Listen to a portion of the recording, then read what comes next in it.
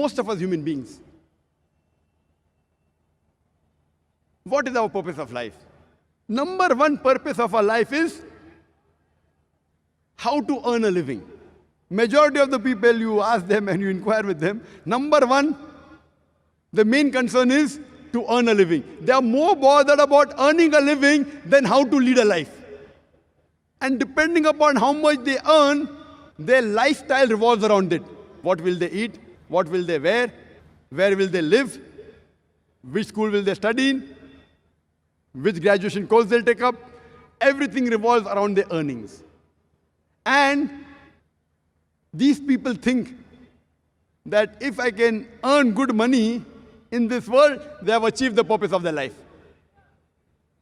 You know, I gave the example of being focused. You know, most of us, what we do, instead of focusing on the eye of the bird and shooting, what do? We shoot, and then we draw the bullseye around it. We shoot anywhere. We take up any course of graduation. Then when we ask, why have you taken this course? Oh, I haven't thought of it. Then they do speciality. Then they do super speciality. And then they try and justify why they have chosen that course. You know, people, first they think how much will they earn. And based on what will they earn, they decide how will they lead their life. This is just an apt example of shooting in the air and then drawing the bullseye. First, we have to identify what is our center. On which act does our life revolve around? Different people have different centers of their life. Some people, they are self-centered. Everything for them is themselves. They are least bothered about anyone else in the world. They are only bothered about themselves, how they lead their life. They are least bothered about others. They are self-centered. Some people, they are family-centered. Their whole life revolves around that their family is happy. They are ready to break and make any rule, irrespective whether it's right or wrong, to make their family members happy. The main aim in life is to make their family members happy. Some may be parent-centered. Some may be spouse-centered, wife-centered, husband-centered. Some may be children-centered.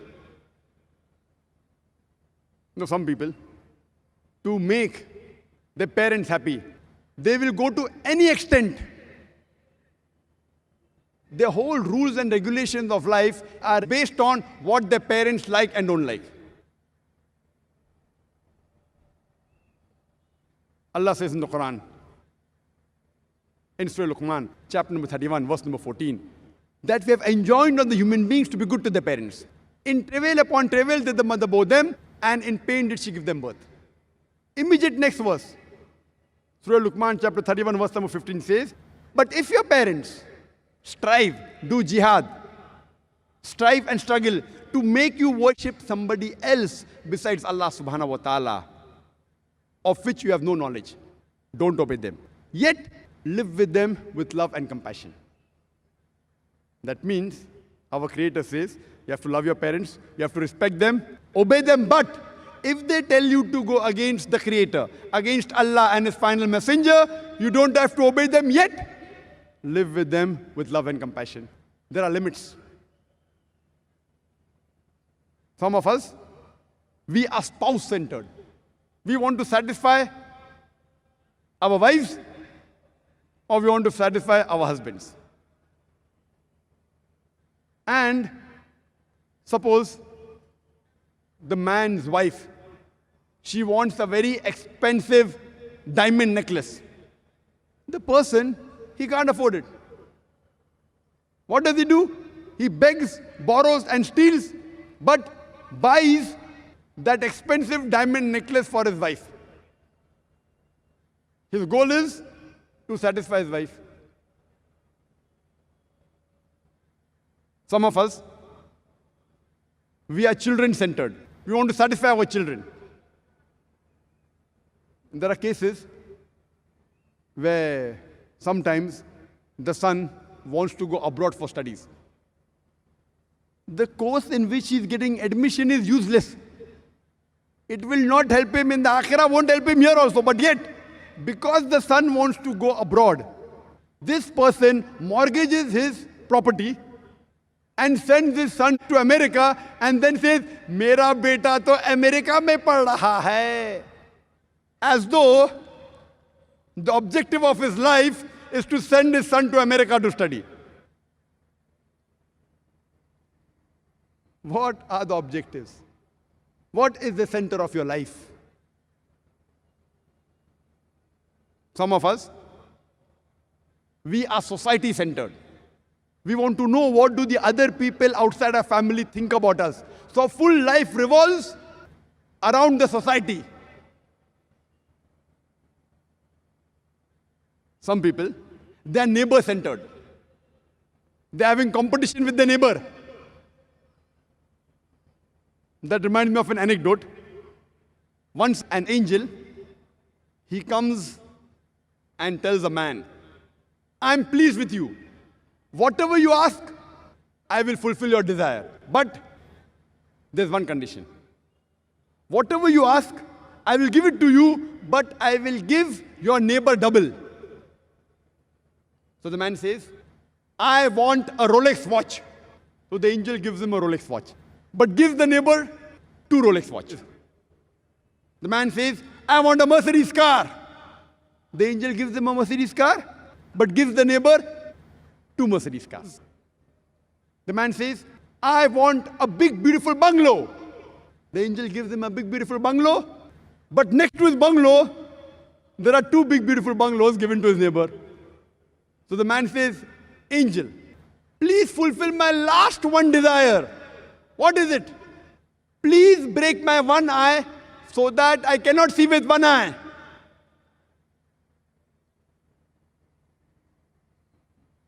Imagine, he is more bothered about his neighbor than himself. He is not bothered whether his life is simple or complicated, whether he lives in poverty or luxury. He is more bothered that he should lead a better life than his neighbor. So much so that he tells the angel, "Break my one eye so that my neighbor's both eyes are broken." This is how we are neighbor-centered.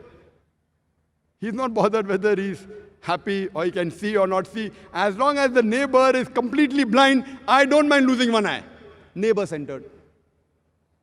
Some people are friend-centered. Some people are enemy-centered. They are more bothered what are the enemies doing. What is my enemy thinking against me? So they plan strategies. If my enemy does this, I will do that. Full time, their full life goes in thinking what their enemy is doing. And you find this in various, you have businessmen thinking about the enemy, you have politicians thinking about the enemy, you have students thinking about the enemies. What are they planning? So I will counter-plan. They spend most of the time in planning to counter the enemy. I would like to give a piece of beautiful advice to them, which I follow in my life. If someone throws stones at you, raise yourself so high so that the stones don't reach you.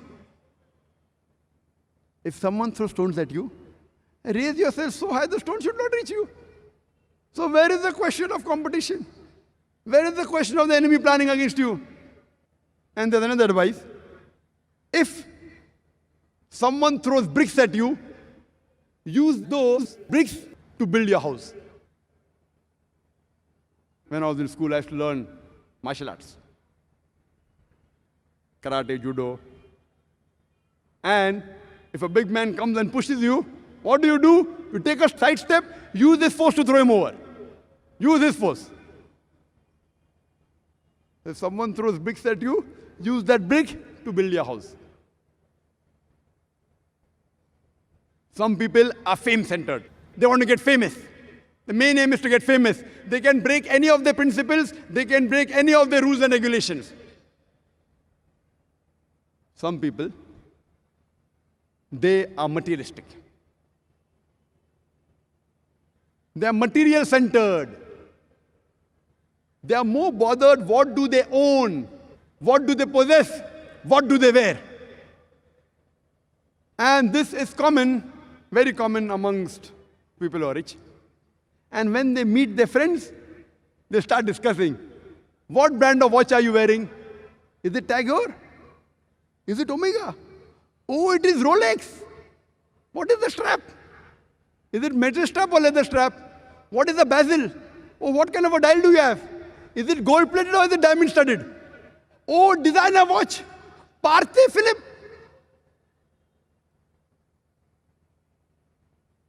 And most of these people who are rich, they don't have one watch. They have multiple watches. Then they start planning. Okay, this watch I wore today, next time I'll not wear the same watch when I meet my friend.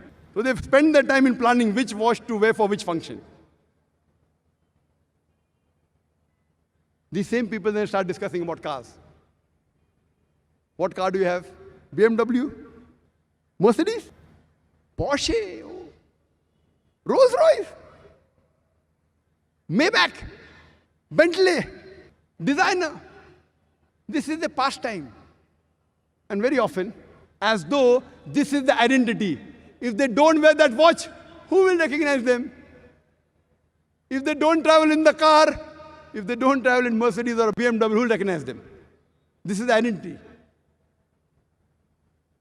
This is common amongst people of big cities. On a higher level you go, they start discussing what yacht do you have?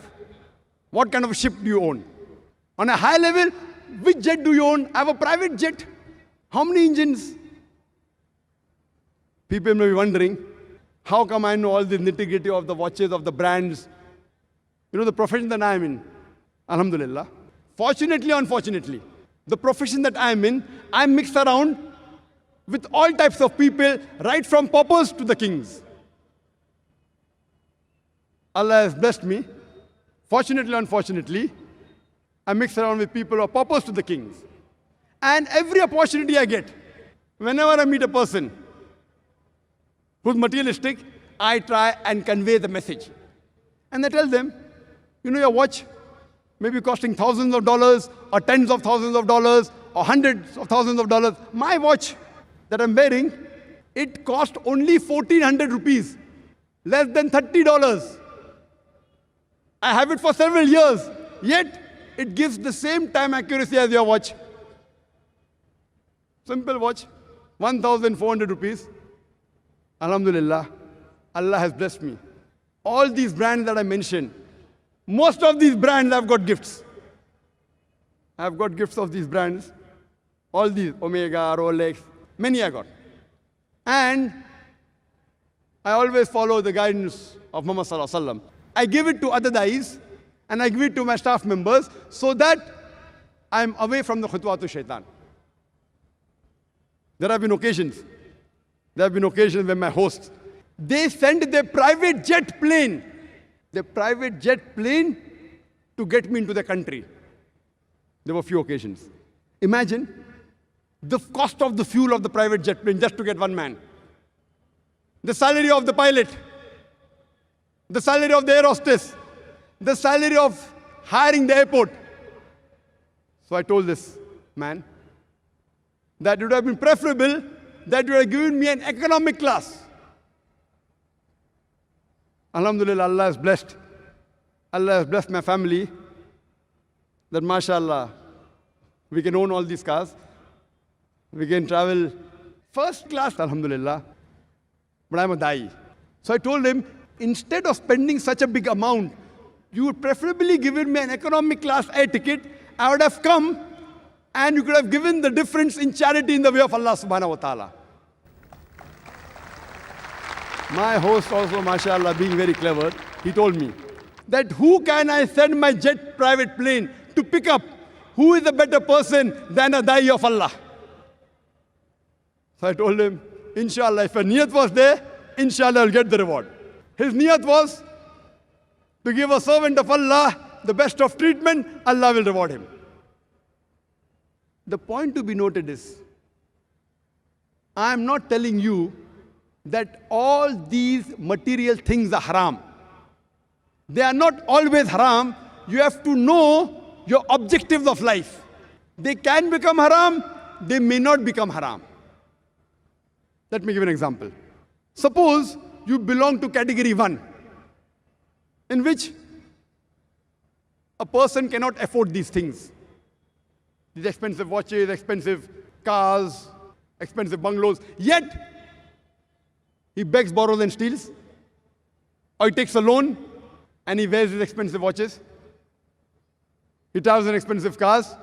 It is called as israf. It is haram.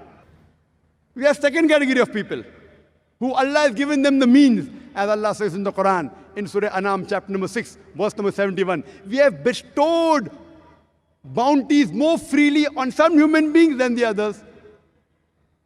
But Allah says in Surah Anam, chapter 6, verse number 165, that Allah has raised some people in higher ranks and giving gift to others so that He may test you. So if Allah has given you the means, and if you have all these things, expensive cars, expensive watches, expensive bungalows, and if your life is revolving around it, that you cannot do without it, it is your center, it is your purpose of life, yet it is haram. We have the third category of people who Allah has given the means. They own these things, but they aren't dependent on them. They own it. We have examples of Prophet Sulaiman alayhi salam who was rich, and he owned, but he wasn't dependent on it. So if you own these things, and yet you follow the guidance of Allah subhanahu wa ta'ala, you aren't dependent on these material things, then it is mubah. It's optional. It is not haram. But the best category is the fourth category.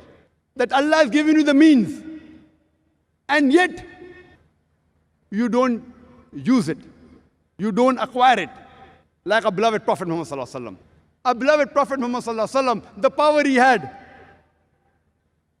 the fame he had, the command he had, he could have become the king of the world that time. He could have owned all the riches. But whenever he got a gift, most often, almost all the times, he gave the gifts to the Sahabas. Not that it was haram to own it. If someone gives a good gift, you can keep it. It's not haram. But the Prophet, he gave it to others. The fourth category, Allah has given you the means. But yet, you spend those means in the way of Allah subhanahu wa ta'ala.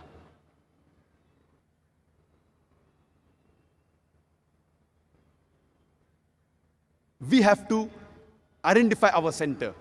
What is our center? The most important center for the human being is he should be Allah-centered. His purpose, his goal should be Allah subhanahu wa ta'ala and the last and final messenger Muhammad sallallahu alaihi wasallam.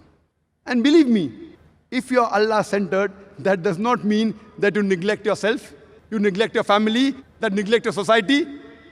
If you are Allah-centered, Allah says that take care of yourself. Sleep at night. Allah says that take care of your family. Allah says about your parents in Surah Isra, chapter number 17, verse number 23 and 24, that Allah has ordained that you worship none but Him, that you be kind to your parents, and if one of them or both of them reach old age, don't say a word of contempt, don't say uff to them, but address them with honor and lower to them your wing of humility and pray to the Lord that cherish them as they cherish me in childhood. That means if you are Allah-centered, you have to love your parents. You have to respect them. You have to obey them. Only when they go against Allah and His Rasul, that's the time you don't obey, but live with them with love and compassion. Surah Luqman, chapter number 31, verse number 14 and 15. If you are Allah-centered, that does not mean that don't take care of your wife. It is the hadith of a beloved Prophet Muhammad sallallahu alaihi wasallam, Ahmad ibn Hanbal. Hadith number 7396. Our beloved Prophet Muhammad sallallahu alaihi wasallam said, the best of the believers are those who are best to the family, especially your wife. Allah-centered doesn't mean neglecting your family, neglecting your society. Allah says in Surah Mount, chapter number 107, verse number 1 to 7, that you provide neighborly needs. Help your neighbors. Our beloved Prophet Muhammad sallallahu alaihi wasallam said, it's hadith in Sahih Bukhari, volume number 1, book of faith, hadith number 13, that a person is not a believer if he does not wish for his brother the same thing what he likes for himself. That means take care of other people. So by being Allah-centered, it doesn't mean that you're neglecting, that you have to lead a life of a pauper. Your focus should be Allah. If Allah has given you wealth, see to it that use your wealth for the cause of Allah. If Allah has given you fame, use that fame for the way of Allah. If Allah has given you qualities, if Allah has bestowed gifts on you, use it for the cause of Allah.